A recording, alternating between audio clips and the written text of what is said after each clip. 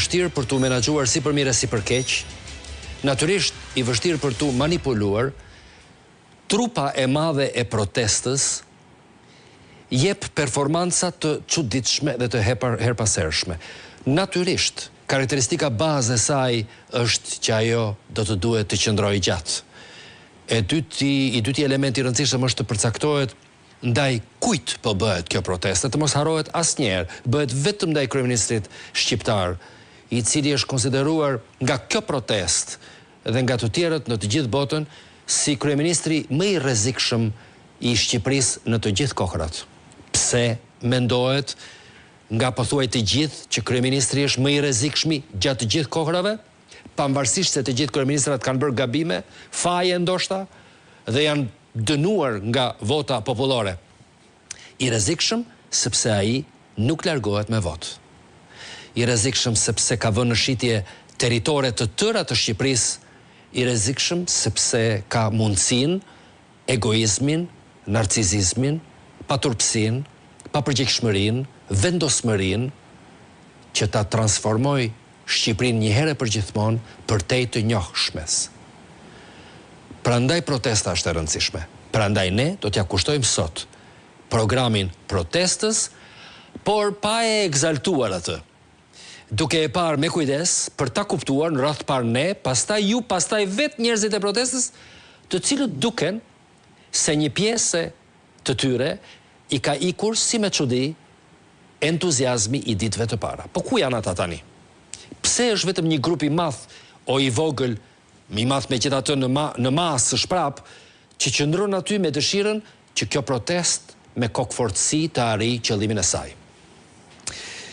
Pikërisht në zonën e protestës do të flas tani me një koleg gazetar, ai quhet Osman Stafa, të shohim nëse është aty dhe ja ku është Osmani, i cili pati durimin të dëgjojë tiradën time të gjatë dhe unë e falenderoj me gjithë zemër.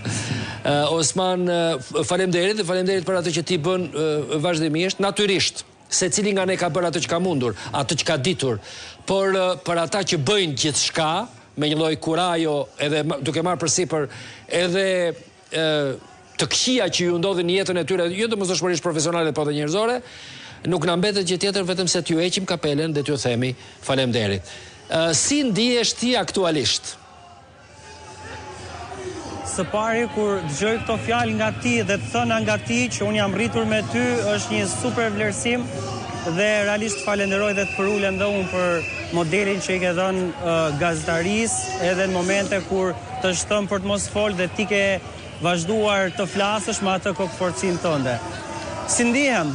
Jam i lumtur për një shkak sepse përpara se kjo të ndodhte, e kisha humbur shpresën se do vinte kjo ditë, ku të rritë shqiptar, ku shqiptarët të ngriheshin pa i thirrur partia, sepse kemi parë në 36 vite që shqiptarët i ka thirrur partia në sheshe.